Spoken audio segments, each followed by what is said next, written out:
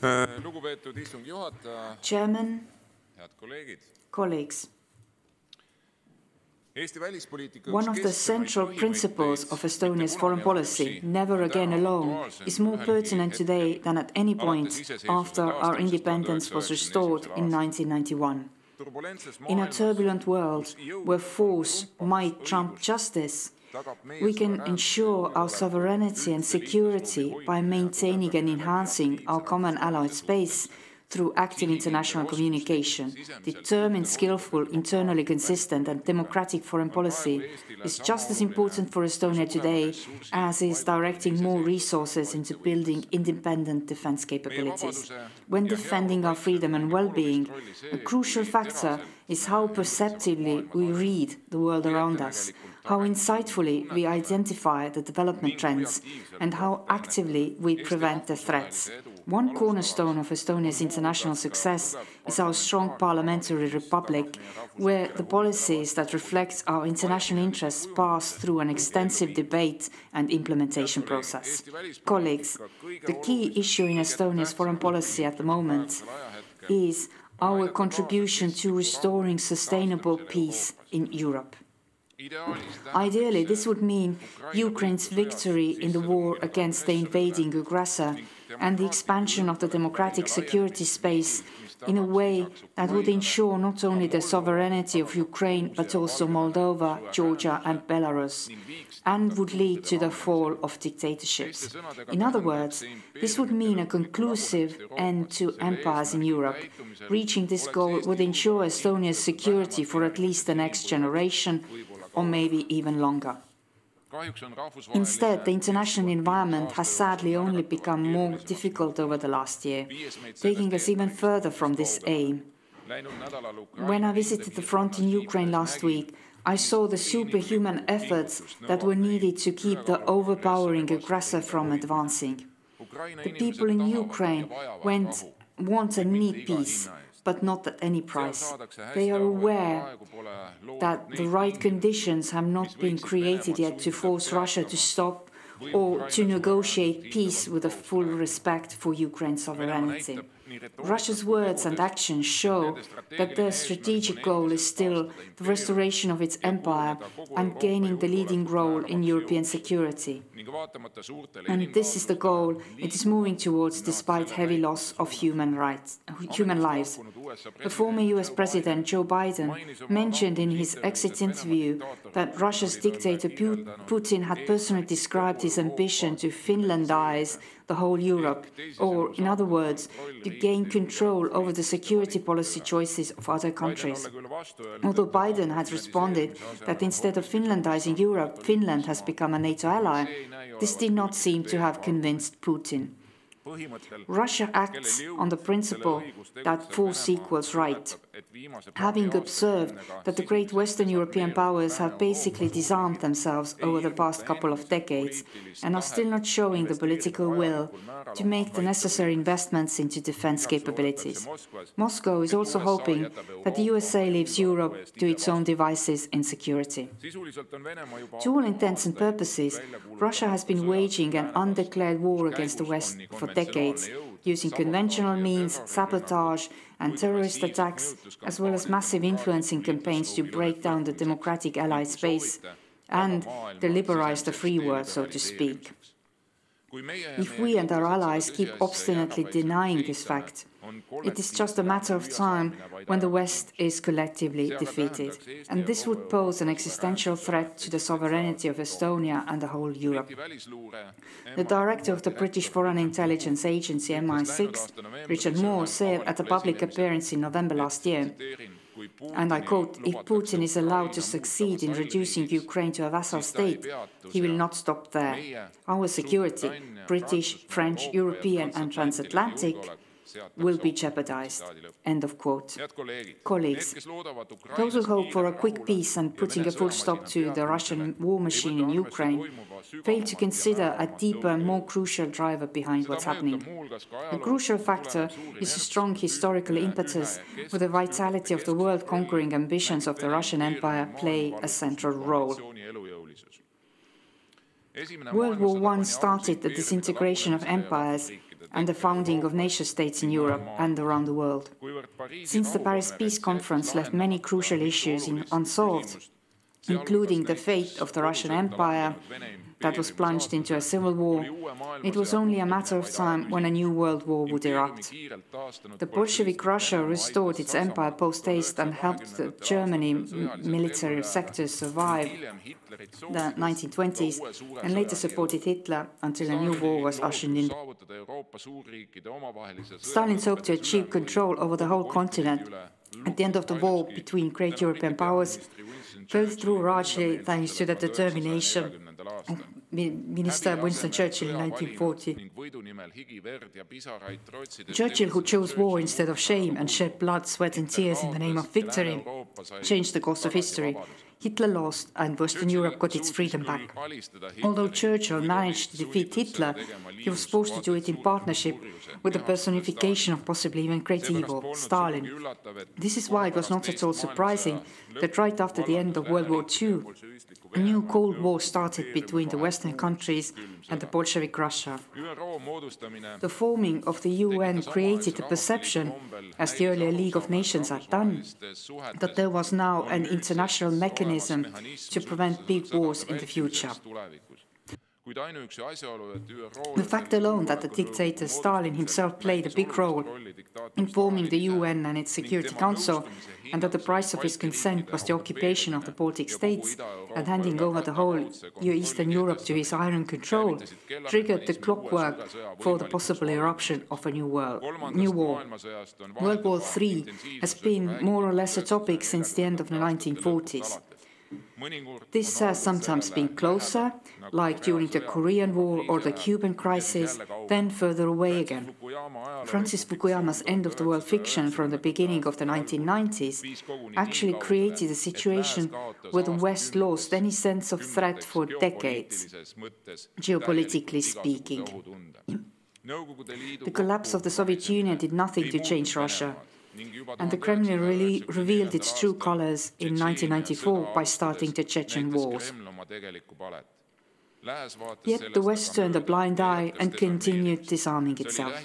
This was the biggest strategic mistake of our recent history, and its bitter fruits are tasted by Europe today, as a full-blown war is raging on our continent for the third year.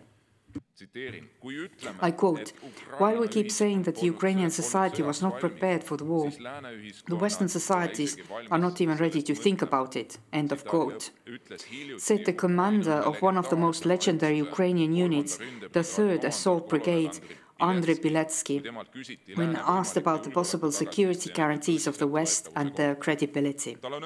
He is right, because despite all the talk and all the promises, the defense spending of the great Western European countries does not correspond to the existing and quickly growing threat.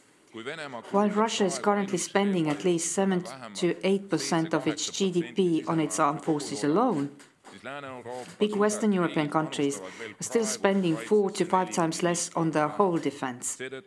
This means that Trump's idea of 5% of the GDP for defense is not out of this world. Rather, it might soon be an inevitability in the context of a possible world war. Colleagues, the democratic world has been under fierce attacks from many sides for some time, with the goal of changing the world order, of weakening and splitting the West and making it susceptible to external influences. Russia, China, North Korea and Iran have combined their forces in the fight against the West. The increased popularity of BRICS shows that dictatorships hold considerable economic power and global reach, which in turn feeds their ambitions.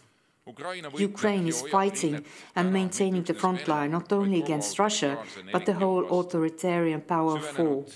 Intensified defense cooperation between Russia, North Korea, Iran and China helps Moscow to hold on to the initiative and the material superiority in the war. 200 ammunition factories are working round the clock for Russia in North Korea, and massive drone manufacturing will start shortly there. Although North Korean soldiers have currently been withdrawn from the front because of heavy losses, they have not given up the fight. Last week, when I met Ukrainian special forces near the Kursk front, they told me that North Korean soldiers have excellent training and skills that surpass those of the Russian troops. Combat experience and improvements made to the weapons, such as the ballistic missiles, bring along a significant change to the power position of North Korea itself and increase the security threat on the Korean peninsula. The people of Ukraine fear that they will soon become even more painfully aware of the fruits of the increased defense cooperation between Russia and Iran. While Ukrainian towns are hit with an average of 100 Shahed-type drone attacks a day, this number might soon increase fivefold. In addition, Russia is preparing to use the short-range ballistic missiles acquired from Iran. But the key enabler of Russia and the main beneficiary of this war remains China. Unrestricted cooperation to create a new, I quote, democratic world order between Beijing and Moscow ranges from more frequent joint exercises in East Asia to delivery of machinery, micro-components, explosives or drone parts so vital for Russia's military industry. By the end of last year, China and Russia have held over 100 joint military exercises, half of these after 2017. Over the last years, these have become increasingly provocative in the Pacific Ocean region, both vis-à-vis Japan and the USA. Colleagues, while the authoritarian forces are conglomerating, the free world has just entered one of the most precarious periods of its history, where the unity shows signs of crumbling and where the vitality of democratic institutions that ensure civil liberties is being sorely tested. This internal uncertainty and easy capitulation to Russian nuclear extortion has created a situation where the aggressor is sure of itself and confident that launching a genocidal war will remain unpunished. The hope to stop World War III from erupting through an illusory peace, like happened in Munich in 1938, would also be dangerous for the US's own security. Withdrawing from Europe would not prepare Washington better for the competition with China in setting up a new world order. Instead of creating tensions with some of its closest allies like Denmark and Canada, the US president could concentrate on the key issue, Ukraine's victory over Russia in the war of aggression the latter started would ensure that America retains its security and global leadership position. This is what would actually prevent the eruption of the feared World War. To put it simply, would lasting peace in Europe and further afield be possible if Ukraine as a country is annihilated, Belarus de facto occupied, Moldova and Georgia return to the folds of Russia? Could the loss of freedom of these nations give others the gift of peace for the next generation? Definitely not, because evil would remain unpunished. Peace with evil is an impossible concept. Colleagues, in light of the above, I fully agree with the Minister of Foreign Affairs. The Foreign Service needs strengthening instead of cutbacks, and our foreign policy would benefit from a more active promotion of our interests. There have been moments in Estonian history where our fate as a nation has been decided without our own input. Times are different today, we have our own place and our own voice on the international arena. But this doesn't mean that challenges have disappeared. Rifts in the Allied space and conflicts between great powers mean that we need to find the wisdom and determination to do our utmost to be represented and taken into account when Estonia's sovereignty and security are at stake. The Riigikogu Foreign Affairs Committee has been consistently active in coordinating parliamentary diplomacy over the past few years. Our work centers around international cooperation, to keep up the support for Ukraine and the victory narrative, but also to deal with the huge security risks that threaten the free world. One landmark was the autumn visit of the Foreign Affairs Committee to East Asia, when we visited South Korea and, for the first time, Taiwan. Today, it is extremely important for Estonia to cooperate with the countries and societies of the free world, as they share our concern for the eroding order and are ready to defend our common interests. Regional cooperation between between Nordic and Baltic countries and Poland carries a special weight in the near future. Our contribution comes in the shape of multilateral parliamentary cooperation.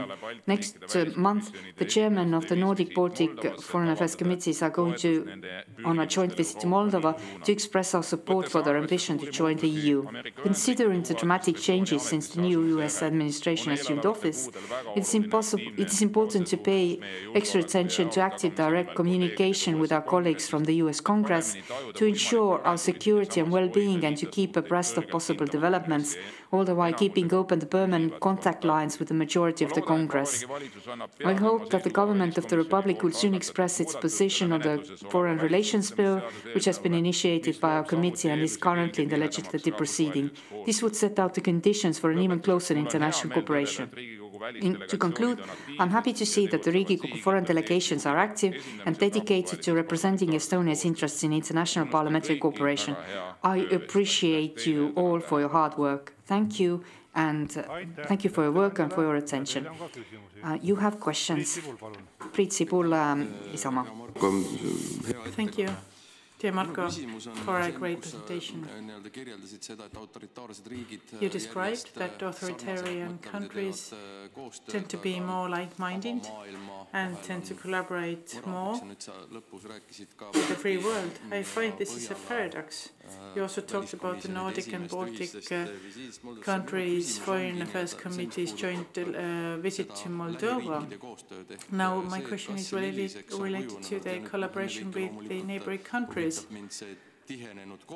Of course, I'm interested in closer collaboration. Can you confirm that it is closer after the full-scale war was launched in Ukraine?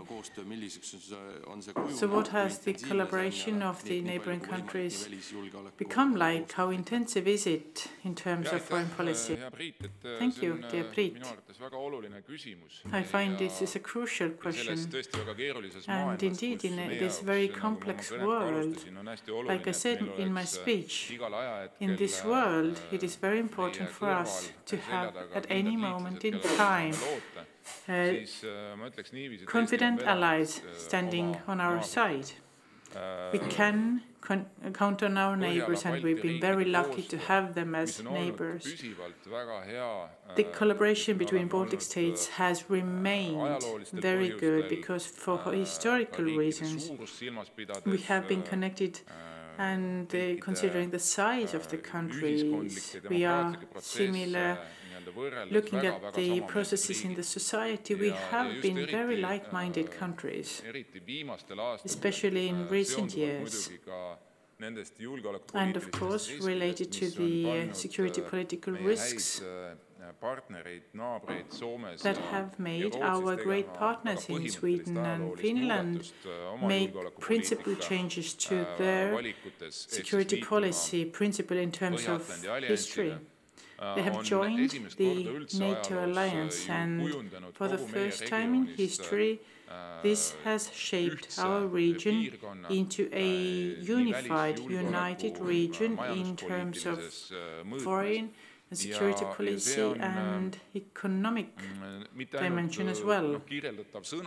And we cannot only describe it in words, but almost every day we see it in deeds, joint activities, collaboration, protection of our common interests is very visible. We can bring numerous examples here. For example, if you were to ask the Ukrainians, who do you think are the biggest supporters of Ukraine, then in addition to the Baltic countries, they really praise the Nordic countries as well. Like our contribution, the Nordic countries have provided consistent assistance to Ukraine and have agreed to long-term promises for retaining that support on different levels, not only in terms of imminent military assistance in keeping up the front and pursuing victory, but also strengthening the country of Ukraine. Secondly, the fact that the Nordic and Baltic countries can very well perceive the existential threat posed by Russia. The investments that have been made in recent times and that are still planned for increasing defense capacity are remarkable. We would like to see that the Nordic countries ramp up their investments considerably in strengthening their defense capacities. And this is certainly the collective deterrence that we hold. And this is of a decisive nature when we want to ward off the threat posed by Russia to all of us, inevitably. Let me say that in recent months, we have seen the subsea infrastructure being attacked, whether it was willfully or by accident. These attacks have created a new layer, new level for collaboration with Estonia and Finland, but also on a broader scale, engaging the NATO countries. A recent meeting in Finland after the last incident of damaging the subsea or underwater infrastructure, we had a convention of Baltic Sea heads of state and also NATO representatives. And of course, we would like to see that the Baltic Sea pose a NATO permanent mission.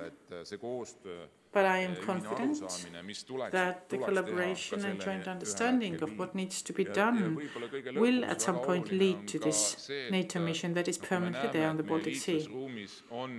We can see that in our allied space, for several reasons, both historical and geographical reasons, there are different opinions on how should we move forward and what are the main priorities, including in terms of investing in defense. I think we should add Poland to the Nordic-Baltic collaboration dimension as well, because Poland is very important. We will have the upcoming NATO meeting in The Hague and other important meetings. And these meetings should not only take into account the stance that we hold here, but also make sure that these stands or statements lead to specific actions. Like I said, despite heavy losses that Russia has borne in the war of aggression and that Russia continues to bear every day trying to destroy the nation of Ukraine, Russia has still not given up its strategic goals, including posing a threat to Estonian security. Thank you. Maria Jufereva-Skuratovski, please. Thank you, Mr. Chairman. Mr. Chairman of the committee, thank you for a thorough presentation. Unfortunately, not all EU member states acknowledge all the Russia-related risks in terms of aggression in Ukraine, and they don't all contribute enough to defense.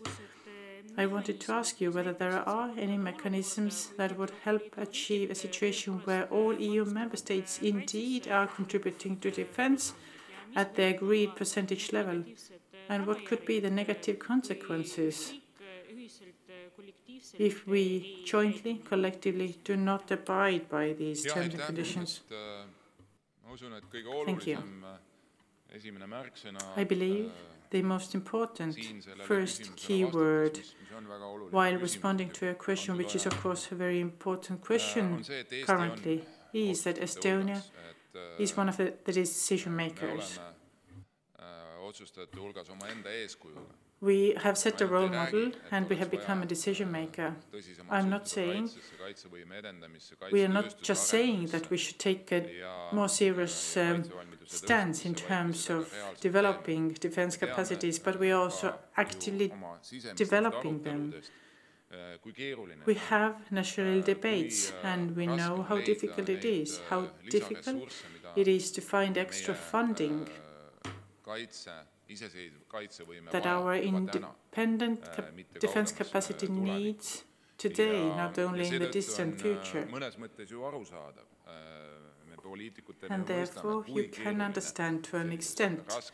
We politicians, we understand how difficult it could be when you are restrained by budgetary restrictions, trying to find new solutions in the budget. Indeed, maybe some countries do not really perceive the threat posed by Russia. It is important that when we talk about Ukraine, we don't only speak about Russian aggression against Europe, but in this aggression, we see the engagement of North Korea with its troops, like I mentioned, and they are empowering, they are enabling this war. Iran providing actual weapons, and China on a broader scale, supporting Russia's economic viability and military capabilities. And of course, much broader goals are involved here related to the changing of global world order. And certainly this will affect the joint interests that we share with our allies in the European Union. Therefore, the consistent work that we as members of the government and the work that the MPs here do, and the work that is done on the EU level and elsewhere, whenever we talk about it and whenever we set a role model with our activities, this is always extremely important to set the priorities right. I'm delighted to see that the last European Council meeting was mainly focused on strengthening the European defense capability as a whole, and also discussed why these investments are top priority right now. If you think that this is something that can be changed easily and quickly, then unfortunately for decades people have held the illusion that Europe has completely got rid of the threat of war. And as a result, according to different estimations over the last 25 years, about 9 trillion euros have exited Europe from the defense budget. Now, looking at the 1980s and the beginning of 1990s, average rate of defense expenditure in Europe was around 3, 4, or even 5% of GDP, then it is clear that in order to restore that level and these qualities and quantities, it takes time. My question is, how much time do we have? Very often in discussions or in speculations like these, we hear the mentioning of the possibility of Russia achieving its goals in Ukraine one way or another. Then, like I quoted the head of MI6, then Russia will not stop there.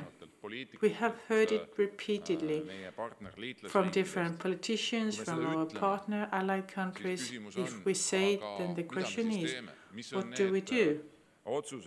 Then, what are the decisions, what are the actual steps that would guarantee that Russia stop there? Of course, if you were to ask the Ukrainians now, and I did ask it last week, meeting the fighters on the front there and the politicians, I asked, how do you see the emergence of sustainable peace in Ukraine? Are there currently preconditions for this peace that can be seen? Or what would Ukraine want to see as sustainable peace? And the answer was very quick. We cannot make peace happen at any cost. We have lost so many of our people in this war. And let me tell you that the current fighting that takes place in Ukraine are seeing most victims, the biggest number of victims so far in this war. Unfortunately, we tend to have this view that the war is very far and it doesn't really affect us, it doesn't make us feel threatened. But let me tell you that the threat is currently much higher than it was even 6 months ago, and we must be very serious about it. Of course, if the Ukrainians say that the best way to peace is getting more ammunition, getting more arms, more firepower in order to stabilize the front and stop Russia from proceeding, improve their military capacity, and also attack different military objects on the Russian territory so that Russia would understand that they are on a dead-end track, then this would possibly one way to lasting peace in Europe. Another question, of course, that is very pertinent for the European allies is that over the weekend the security advisor Mike Waltz of the US new administration said that when we achieve peace, then after peace has been achieved, it is up to Europe to guarantee security in Ukraine, provide security guarantees. In real life, can we really imagine what it could mean? Are the European countries even collectively able to do that right now? And if you ask from the fighters in Ukraine, then they are extremely skeptical. Extremely skeptical in terms of assistance from the West, because they very often see that what has been promised has not reached the front, or they get ammunition whose full capacity they cannot make use of because they don't have the right to make use of it at the full capacity. So in this sense, it is a critical issue. I believe that our ongoing diplomatic work internationally in achieving these goals, in emphasizing the important narrative of victory next to the narrative of peace, is what will guarantee security. Thank you, Urmas Kruuse, please. Thank you, Mr. Chairman, Honorable Speaker. Has the West as a whole underestimated the capacity of authoritarian regimes of restraining people and spending abnormally huge amounts of money on the aggression and as little money on social capital as possible? Like you mentioned, in the history we know that Europe has spent more on defense, which we also know means that Europe has started to spend less on defense, and now the allies are witnessing hard times. Now we know that supporting Ukraine is actually the cheapest way of opposing this aggression right now. Then why has it not been done at such a pace that is ideally desired? Thank you for another excellent question, and of course we can draw some parallels from history again. A lot is mentioned about the year 1938 and how the European countries, led by the UK, jointly hoped for and tried to maintain strategic stability and peace on a continent, providing the aggressor with an opportunity to make headway. This ended in disaster with the perishing of tens of millions of people, and we are currently at an exactly same state, so to say. I was referring to Churchill in my speech, but I did not mention Roosevelt. What happened in 1941 in December at Pearl Harbor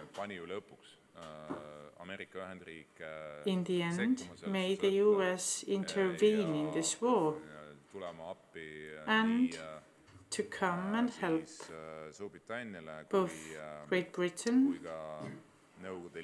and the Soviet Union, Stalin, because Stalin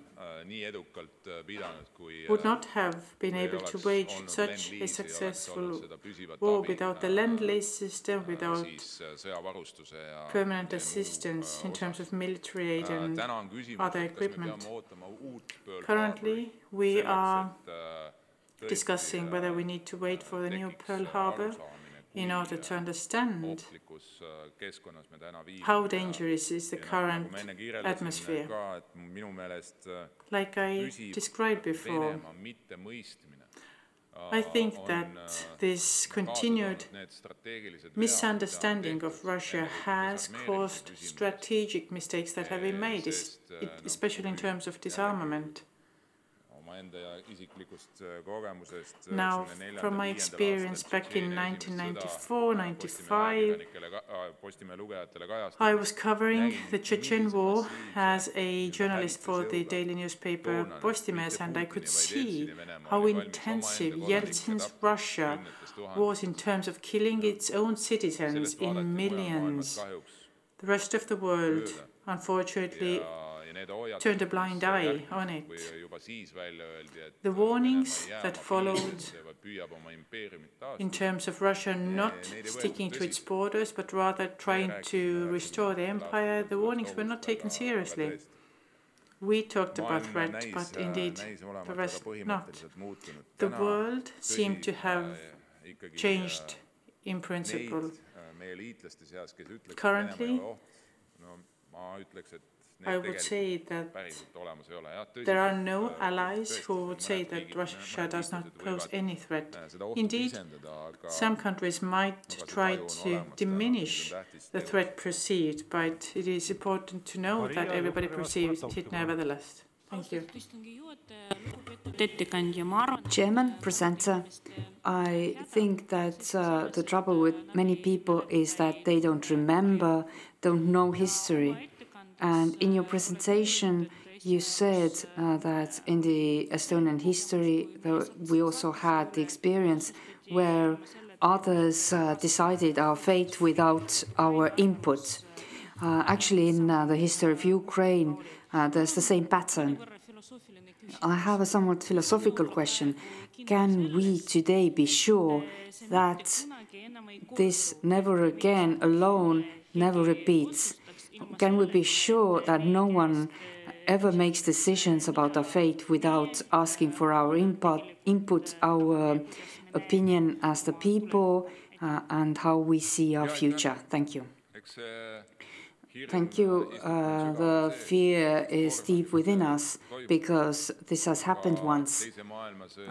Also, after World War II, the peace was agreed with for our current allies, was agreed with the price of our freedom.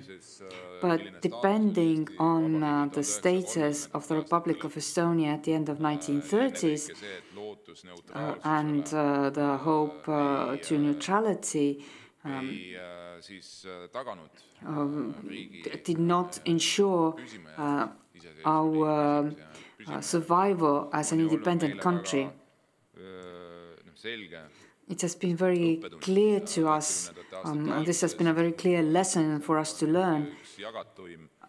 Politically, this is one of the most common, most shared opinion that no one has to remain alone. We need to hope that our allies stay united. And today, when we are again discussing how to end this great war, there are different opinions. There are people who are maybe hope that by communicating directly with Putin, it's possible to achieve a lasting peace. But as I said, we are member states of the EU and the NATO, and we have excellent relations with our important allies.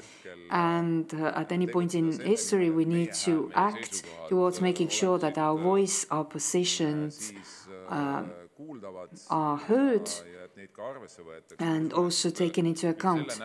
I believe that the second part of this week will be very important in foreign policy and defense policy when in Munich the next security conference will take place. And the center factor there is the future of Ukraine and also the future of the war. There will be a number of important meetings, and I believe that in the end we cannot blame anyone else apart from us if we are passive. But luckily Estonian Foreign Service is very active, has been over the past decades after we regained our independence. And that's why today we have emphasized the important moment that next to strengthening our independent defense capabilities, we must not forget that our diplomats have to keep up our deterrence in their daily work, whether they work from Tallinn or around the world. And all this to ensure that the decisions are not made without us. Alexei Yevgrafov, Center Party. President Trump has given his opinion about Denmark. What's Estonia's position on Denmark? Yes, thank you. As I said in my speech, instead of in the current big geopolitical tense situation, instead of making relations with big allies worse, Denmark, Canada,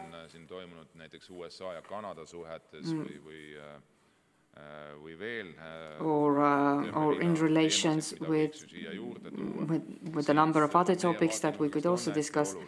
I believe that it's very important that our reliable allied space is what ensures our security, so that Russia or no one else would receive this deceptive perception that there are gaps that cannot be bridged between us and the US.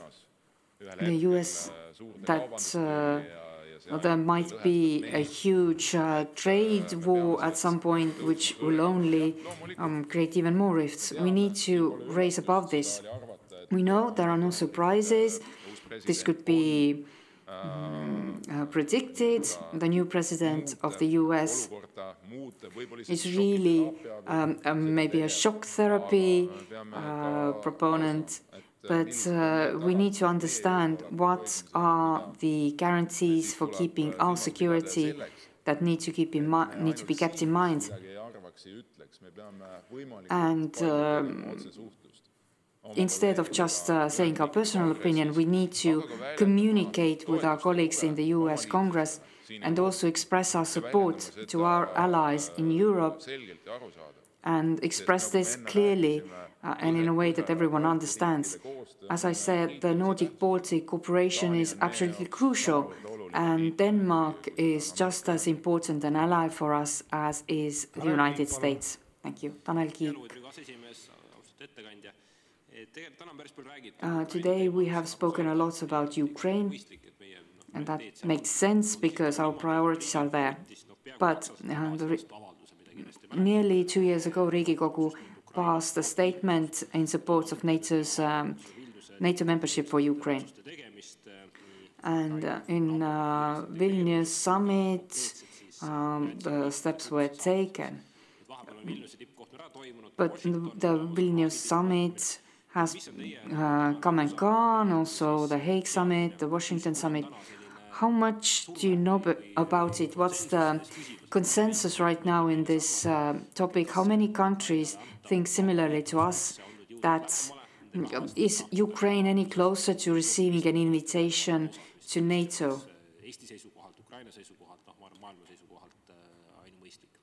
Which makes sense from the Estonian, Ukrainian and the world point of view. Thank you. I think, sadly, we are not very much closer. The problems have remained the same. These have been fundamental issues. How security should be organized more broadly on the European continent at the end of this war. This doesn't mean that Ukraine, whose constitution enshrines the ambition to become member of the EU and NATO, that they would somehow, in their positions, they would change their positions. For them, this is the absolute priority. They see that in order to ensure long-term security, NATO has really been tried and tested and is a guarantee for countries in Euro-Atlantic region. I believe that an important factor might be the big parliamentary elections in Germany this month.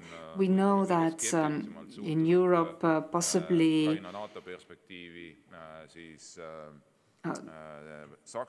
Germany has been most skeptical about Ukraine's NATO perspective, at least the current coalition.